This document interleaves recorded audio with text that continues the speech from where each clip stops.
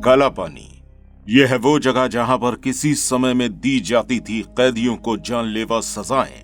ये वही जगह है जहां पर स्वतंत्रता संग्राम के समय में हमारे भारतीय स्वतंत्रता सेनानियों पर ब्रिटिश सरकारी अफसरों ने अमानवीय और अनैतिक अत्याचार किए थे। ये वही जगह है जहां पर आज भी हमारे कई बेकसूर भाइयों की दर्दनाक मौतों की कहानियां छुपी हुई हैं। काला पानी की सजा अपने समय में इतनी खतरनाक सजा मानी जाती थी कि इसका नाम सुनते ही कैदी अपने जीने की उम्मीदें छोड़ देते थे। असल में दोस्तों, ये अंग्रेजों द्वारा भारतीय स्वतंत्रता के दीवानों को सजा देने के लिए बनाई गई एक जेल थी, जो भारत की जमीन से हजारों किलोमीटर की दूरी पर मौजूद थी, जहां पर भारत की स्वतंत्रता के चाहने वालों को ऐसी दर्दनाक सजाएं दी जाती थीं, जिनके बारे में आज हम केवल सुनकर ही थर्रा जाते हैं।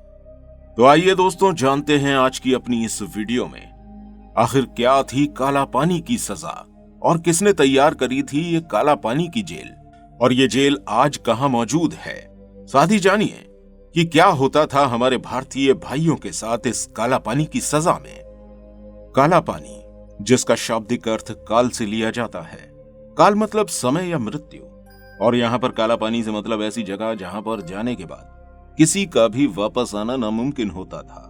इस जगह को सेल्यूलर जेल के नाम से भी जाना जाता है, जो अंडमान निकोबार द्वीप समूह की राजधानी पोर्ट ब्लेयर में मौजूद है।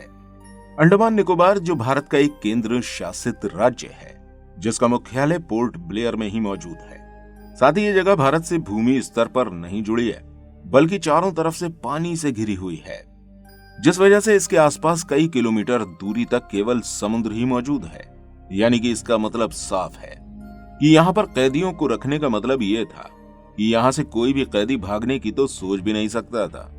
भारत में आजादी पाने के लिए होने वाले संघर्षों में अंग्रेजी सरकार द्वारा पकड़े जाने वाले भारतीय स्वतंत्रता सेनानियों को टॉर्चर करने के लिए और उन्हें डराने के लिए इस जेल का इस्तेमाल किया जाता था। साल 1857 के समय में हमारे देश में होने वाले पहले स्वतंत्रता संग्राम के बाद से अंग्रेजों ने एक ऐसी जेल को तैयार करने की योजना बनाई थी, जहां पर पहुंचने वाले स्वतंत्रता सेनानियों को भारत की स्थिति और यहां की जनता से बिल्कुल अलग कर दिया जा सके। और इसी सोच के साथ साल 1896 में इस जेल को बनाने का काम शुरू किया गया था।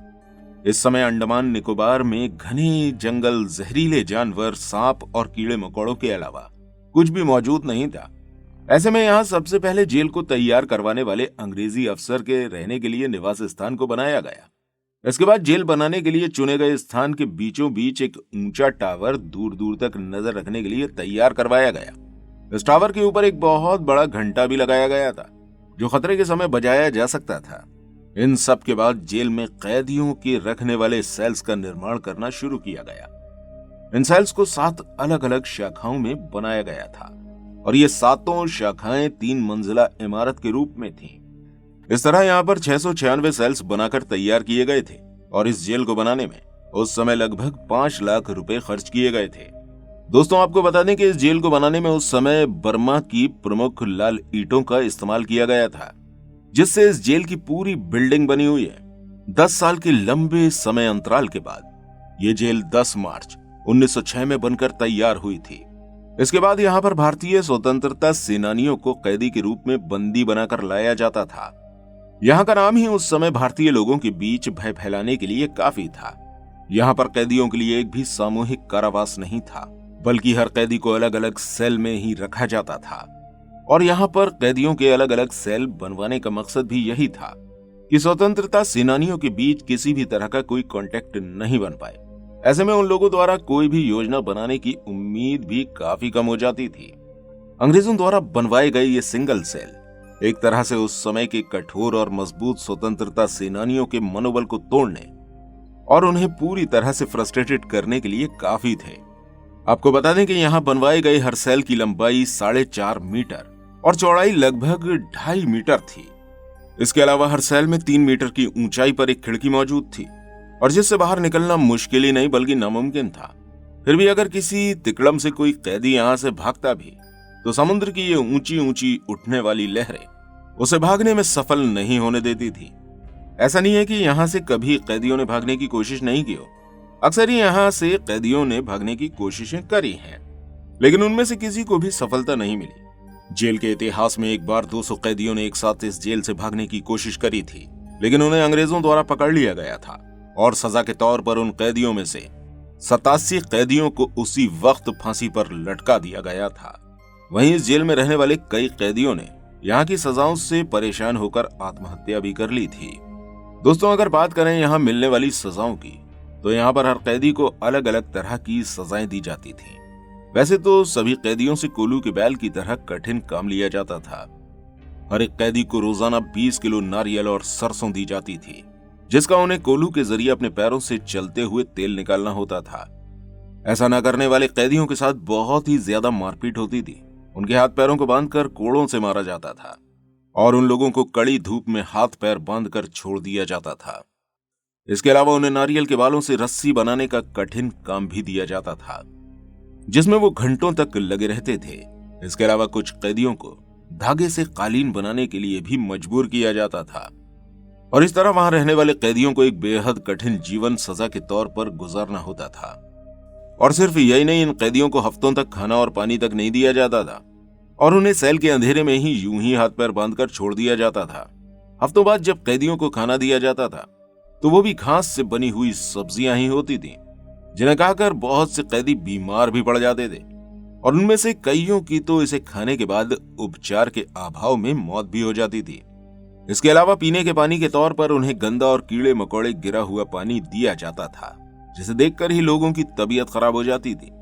लेकिन सजा झेल रहे हफ्तों से प्यासे उन कैदियों को मजबूरन ये पानी पीकर ही अपनी प्यास बुझानी पड़ती थी। इसके अलावा कैदियों के बने हुए सेल्स में टॉयलेट करने तक की सुविधाएं मौजूद नहीं थी। यहाँ के कैदी अपने सेल में ही टॉयलेट करते थे, जिसके लिए उन्हें 2 बर्तन दिए जाते थे। एक में वो खाना खाते थे और दूसरे में टॉयलेट करते थे। इसके अलावा उनके पास इन बर्तनों को धोने का भी कोई मौका नहीं होता था और वो इन बर्तनों को तभी धो पाते थे जब उन्हें हफ्तों बाद सेल से बाहर निकाला जाता था। यहाँ कैदियों के सोने के लिए कोई बिस्तर मौजूद नहीं होता था।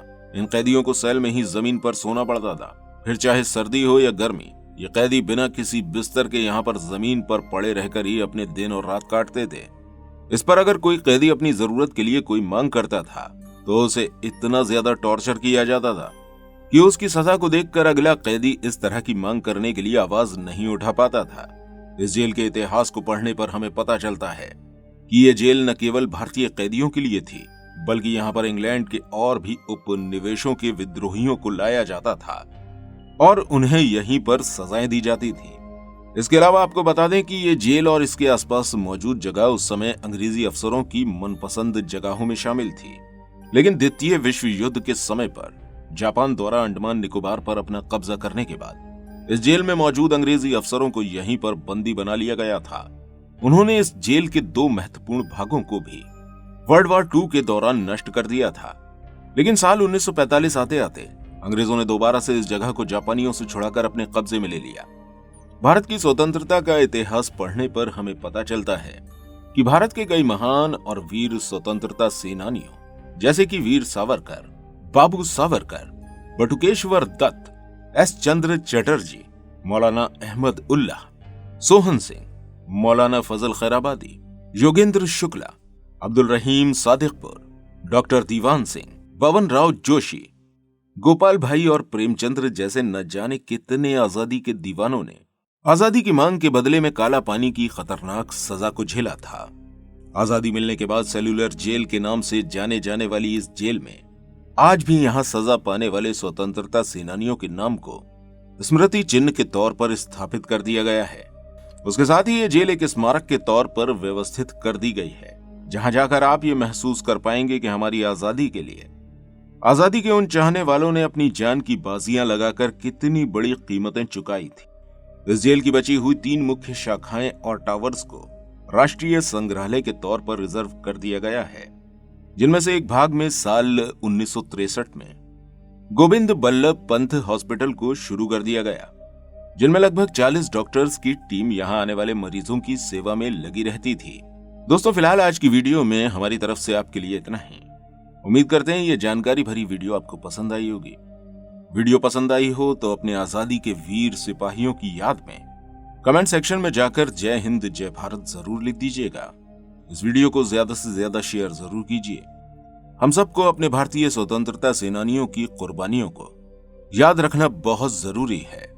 वीडियो में अंत तक बने रहने के लिए आपका दिल से धन्यवाद। मिलते हैं आपसे अगली वीडियो के साथ।